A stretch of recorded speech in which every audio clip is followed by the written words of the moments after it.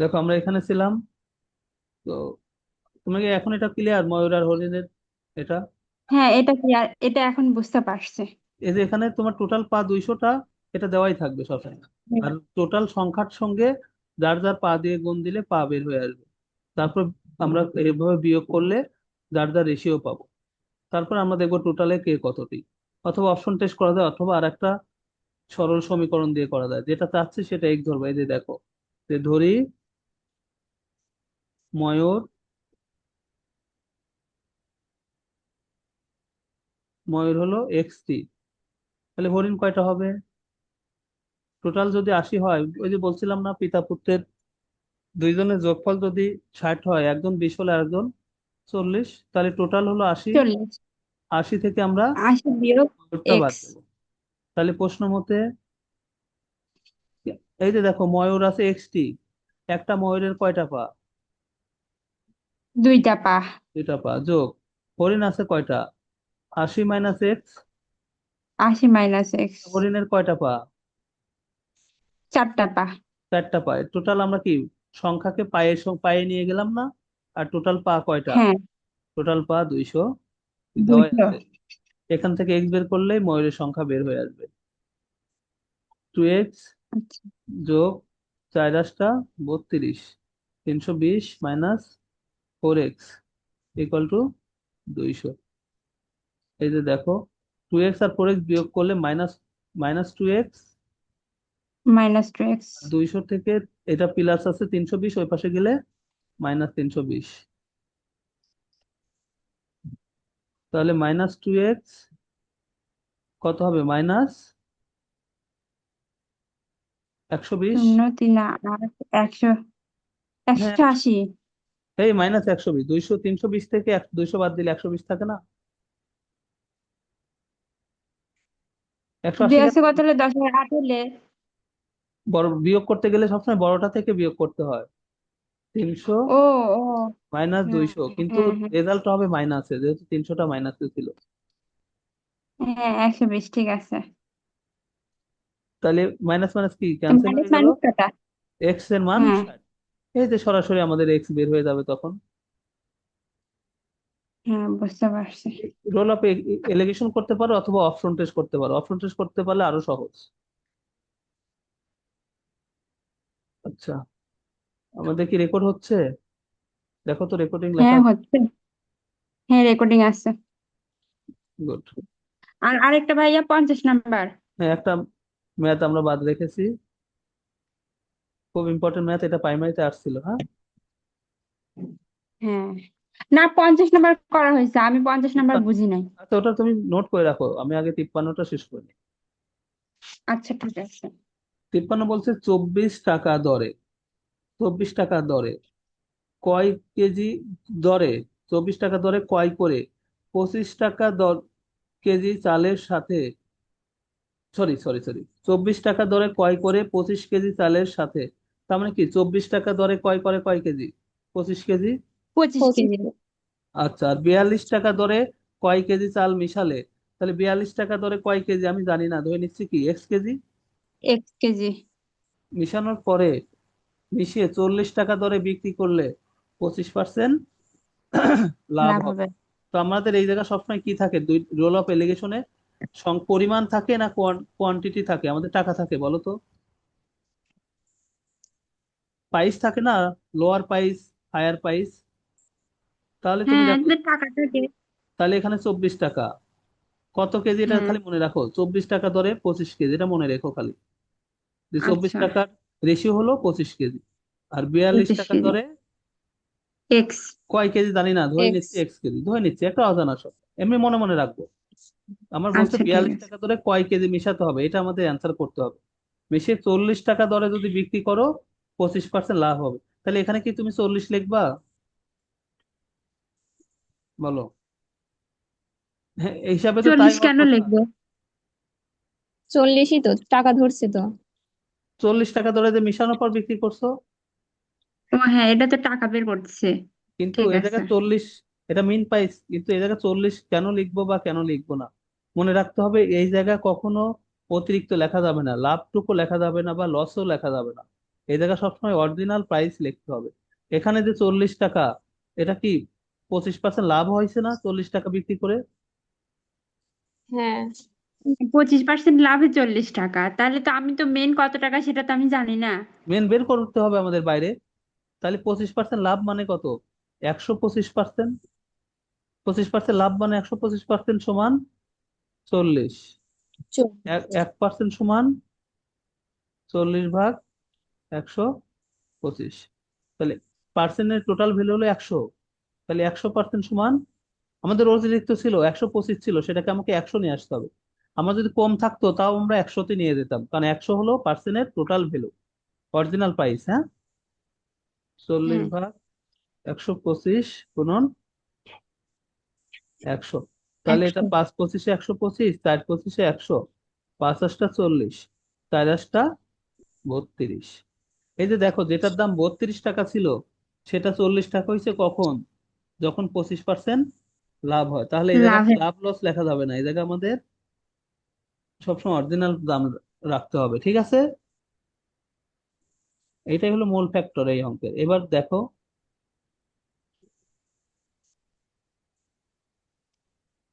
তাহলে 24 টাকা ধরে 25 কেজি নোট দিয়ে দিলাম, আর 42 টাকা ধরে আমরা x কেজি নোট দিয়ে দিলাম। ঠিক আছে।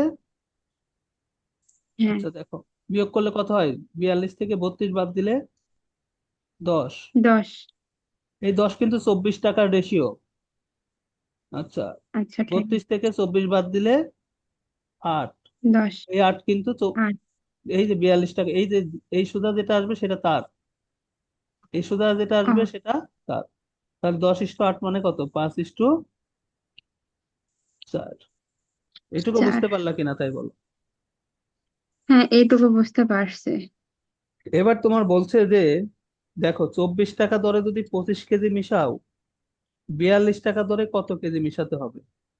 তাহলে তুমি যখন 24 টাকা দরে 25 কেজি মিশাচ্ছ, তার মানে 24 টাকা দরে যখন 5 অনুপাত মিশাচ্ছ, 42 টাকা দরে তখন কয় অনুপাত মিশাচ্ছ? 4 অনুপাত দেয়। 4 অনুপাত মিশাচ্ছ না? তাহলে তুমি বলতে পারো হ্যাঁ। যে সুতরাং 5 অনুপাত, এটার মান 25, 25 কেজি। কারণ কি, তুমি 24 টাকা দরের রেশিও কত? 5 না? আর 24 টাকা হ্যাঁ, দরে কয় কেজি মিশাচ্ছ? 25 কেজি। তাহলে পাঁচ 25 কেজি। অনুপাত সমান 25, 1 অনুপাত সমান 5। আর তুমি 42 টাকা দরে কয় অনুপাত মিশাচ্ছ? 4। 4 অনুপাত। তাহলে 4 অনুপাত সমান হলো 4×5=20। তাহলে অ্যান্সার 20 টাকা। একটু দেখো তো বুঝতে পারো কিনা আরেকবার। এই যে 5 যে রেশিও, এটা কার রেশিও? 24 টাকা দরে 5 কেজি। 24 টাকা দরে যখন 5 কেজি মিশাচ্ছ, 42 টাকা দরে তখন কয় কেজি মিশাচ্ছ? 4 কেজি। বুঝতে পারছো? তাহলে 24 টাকা কিন্তু দরে তুমি এই হ্যাঁ বলো। এই 1 অনুপাত তো বের করলাম, ওটা তো 5 অনুপাতের সাথে ছিল হলো 25। তাহলে 1 অনুপাত মানে হলো 5×5=25, 5। 5। 25/5 মানে 5।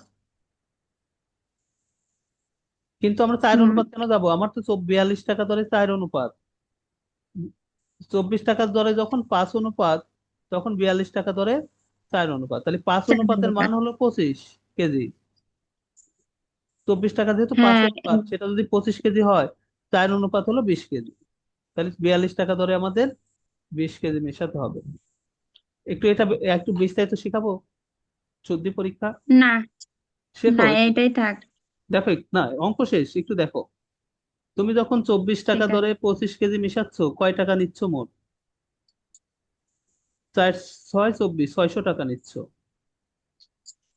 হ্যাঁ। আবার 42 টাকা দরে যখন 20 কেজি মিশাচ্ছ, মোট কত টাকা নিচ্ছ? 42×2 = 84। যোগ করলে কত হবে? 8×6 = 1440 টাকা। তাহলে তুমি কয় কেজি নিছো? 24 কেজি আর 42 কেজি। 24 আর 42-এর যোগফল কত? 63 কেজি। 63 কেজি যদি তুমি 32 টাকা করে বিক্রি করো, দেখো একই আসবে, কোনো লাভও আসবে না, লস হবে, এটা যদি গুণ করো হবে 1440 টাকা। তাহলে 32 টাকা দরে যদি বিক্রি করো ওই 66 কেজি, তাহলে তোমার লাভও হবে না, লস হবে না। এবার যদি তুমি 25% লাভে বিক্রি করতে চাও, তাহলে প্রতি কেজির দাম তখন 32 না, তখন হয়ে যাবে 40। 40। বুঝতে পারছো? যেমন আমি হ্যাঁ আরেক ভাইয়া আরেকটা অঙ্ক একটু বোঝাই তোমাদের। প্রথম অঙ্কটা, ডালের অঙ্কটা, এটা দেখো। 15 টাকা দরে ও 20 টাকা দরে দুই ধরনের ডাল কি অনুপাতে মিশাইছো? এই যে 7:3। তার মানে কি, 15 টাকা দরে যদি সাত সাত কেজি নাও, 15 টাকা দরে যদি 7 কেজি নাও, কত হয়? 7 × 15 = 105। তখন 20 টাকা দরে কয় কেজি নিছো? 7:3, মানে 3 কেজি। 3 × 20 = 60। টোটাল কত টাকা হয়েছে? 165। মিশানোর পরে তুমি কয় কেজি নিছো মোট? 7 কেজি আর 3 কেজি, 10 কেজি। প্রতি কেজি কত টাকায় বিক্রি করছো? 16.5। দেখো, 165 টাকা। বুঝতে পারছো? এবার যদি তুমি লাভ করতে চাও, তাহলে তুমি আরো দাম বাড়ায় দিবে 1 টাকা করে। এটা হলো মেশানোর পর অনেক অনেক ব্যবসায়ী আসে দেখবা, দুই ধরনের চাউল মেশাচ্ছে, একটা বেশি দাম একটা কম দাম, তারপর সেই একটু মিডিয়াম দামে বিক্রি করতেছে যাতে লাভ হয়, কারণ তোমার তো অতিরিক্ত দামে তো আমরা কিনতে পারবো না সবাই। এটা হলো সেই অঙ্ক। বুঝতে পারছো? হ্যাঁ ভাইয়া বুঝছি। আচ্ছা, আর তোমার কোনো, আমাদের শেষ হলো, এখন কোনো সমস্যা আছে? 50, 50, 50। এই যে, এই এটা যে 50। হ্যাঁ। খুবই সুন্দর অঙ্ক। দেখো, এখানে সবাই কিন্তু সমান সময় ধরে বিজনেস করেনি। ধরো তোমরা 3 বান্ধবী একটা ফুচকার দোকান হুম। দিচ্ছ, ঠিক আছে? তোমার টাকা একটু হ্যাঁ। কম, তোমরা এটা 1 বছরের হিসাব করতেছো, 1 বছর শেষে 27,000 টাকা লাভ হচ্ছে, ঠিক আছে? তোমার টাকা একটু হ্যাঁ। কম, তুমি ধরো তুমি দিছো X টাকা, যেহেতু 1 বছর শেষে তুমি শুরু থেকেই বিজনেস করছো। দেখো, তোমার আর এক বান্ধবী, তার একটু টাকা বেশি আছে, সে কয় মাস পর আসলো? 6 মাস পর। সে দিল কয় টাকা? 6 মাস পরে দ্বিগুণ বিনিয়োগ করলো না? তুমি হ্যাঁ ছিল দ্বিগুণ। X টাকা, তাহলে সে বিনিয়োগ করলো 2X টাকা। আবার আর এক বান্ধবী সি, সে আসলো আরো 2 মাস পরে, তার মানে কি 6 আর 2 8 মাস পরে। সে দিল কয় টাকা? আর 3 গুণ, তার টাকা বেশি। এবার দেখো, সবাই কি সমান সময় ধরে বিজনেস করছে? না। 1 বছরের কিন্তু 12 মাসই করছে, বি হলো 6 মাস পরে আসছে, মানে 6 মাস করছে 1 বছরের। আর সি হলো 6 আর 2 8 মাস পরে আসছে, কিন্তু সে করছে কয় মাস? 1 বছরের 4 মাস। 4 মাস। তাহলে চার টোটাল মাস হলো সবাই 12X। 12X সবাই যদি হয়, তাহলে রেশিও হবে 1:1:1। সবাই সমান, তাহলে 27,000 টাকা প্রত্যেকে সমানভাবে পাবে, এক একজন 9,000 করে পাবে। টাকা এই বেশি যে হলে। 3/3। আর আগের অঙ্কের কি ছিল তোমার? আমাদের সূত্র কি? I × T = P। ইনভেস্টের সঙ্গে সময়ের গুণফল যা হবে, সেই রেশিও অনুযায়ী আমরা প্রফিটটা পাবো। এখানে এক একজন এক এক সময় ধরে বিজনেস করলেও টাকা কম বেশি হওয়ার কারণে দেখা গেল রেশিওটা সমান হয়ে গেছে। ভাই এই যে 1/3, এই 1/3 কই থেকে আসছে? আরে গাধা, বারবার মানে তো থ্রি। বলতেছি। তুমি চাচ্ছ কাঠটা, সিটটা না? হ্যাঁ, হ্যাঁ। সি কত? সি উপরে যাবে। আর 3 মানে কি, তিনটার যোগফল, টোটাল রেশিওর যোগফল নিচে যায়, 1+1+1। আমি বারবার শুধু ওটাই ভুলে যাচ্ছি, এবার বুঝছি। আচ্ছা, আর কোনোটা কারো প্রশ্ন মানে আছে কিনা? এটা বের করতে গেলে সব কয়টার যোগফল, ওই অনুপাতের যোগফল দিয়ে নিচে যাবে, যেটা আর বের উপরে করবো যাবে সেটা যারটা উপরে চাচ্ছে দিলেই হয়ে তারটা। যাবে। মানে হ্যাঁ, হ্যাঁ। দেখো, ঠিক আছে। 3 টাকা যদি ভাগ করো, সি পায় 1 টাকা, তুমি ভাগ করতেছো 27,000 টাকা, তাহলে সি পাবে 9,000 টাকা। বুঝতে হুম। পারছো? এবার ক্লিয়ার হয়েছে, হ্যাঁ। আর কোনটা? আর কোনোটা নাই, আমার এই দুইটাই সমস্যা আচ্ছা, আর ছিল। আর কারো কোনো সমস্যা না হলে আমরা শেষ করব। আমাদের এই অধ্যায় শেষ হলো। ভাইয়া 44 নাম্বারটা একটু বোঝাই দেন তো, মিস্টেক করে গেছি। আমি কিন্তু আর এই অধ্যায় ক্লাসে করাবো না।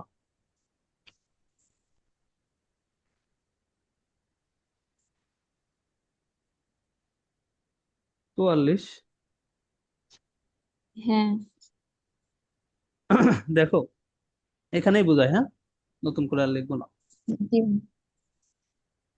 একটি মাটির ব্যাংকে 50 পয়সা 25 পয়সা 10 পয়সার কয়েনের অনুপাত, তাহলে 50 পয়সার কয়েন আছে 2x, 25 পয়সার কয়েন আছে 5x, 10 পয়সার কয়েন আছে 3x।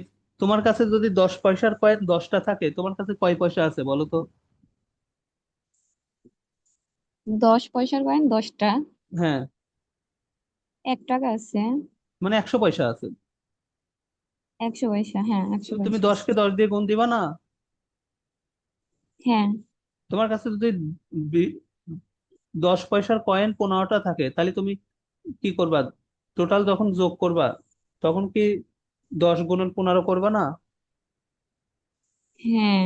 তাহলে এই যে 50 পয়সার কয়েন যদি 2x থাকে, আমরা অনুপাতের সঙ্গে এক ধরি সবসময়, তাহলে 50 পয়সার কয়েন টোটাল কত আছে? কয় কয় পয়সা আছে? 2x গুণন 50 পয়সা না? 50টা 50 দিয়ে হ্যাঁ। গুণ। 2x কে আমরা 50 দিয়ে, আবার একইভাবে 5x কে 25 দিয়ে গুণ দিছি, 3x কে 10 দিয়ে, এবং এই টোটাল টাকাটা আছে হলো 510 টাকা। কিন্তু এগুলো তো পয়সা, এরা তো পয়সা, এরা কি টাকা না পয়সা? পয়সা। তাহলে 510কে পয়সা করে দিতে হবে 100 দিয়ে গুণ। এখান থেকে এক্স পেলাম হলো 200। এক্স যদি 200 হয়, আমাদের কি চাচ্ছে? 50 পয়সার কয়েন কতটি? 50 পয়সার কয়েন 2x, 2x, তার মানে কি 400। এই যে দেখো, আর একটু দেখায়, 50 পয়সার কয়েন হলো 2x = 400টি। আচ্ছা, 25 পয়সার কয়েন 5x, মানে কত? 1000টি। 5 হুম। আচ্ছা, 10 পয়সার কয়েন কয়টা? 3x, মানে 600টি। এবার তুমি দেখো 510 টাকা হয় কিনা। 400টি যদি 50 পয়সার কয়েন হয়, 200 টাকা হয় না? বলো তো, এখানে 200 টাকা হ্যাঁ। হয় না? আচ্ছা, 1000টি যদি 25 পয়সার কয়েন হয়, তাহলে 4টা 25 পয়সায় কি 1 টাকা না? হ্যাঁ। তাহলে এখানে কি 250 টাকা না?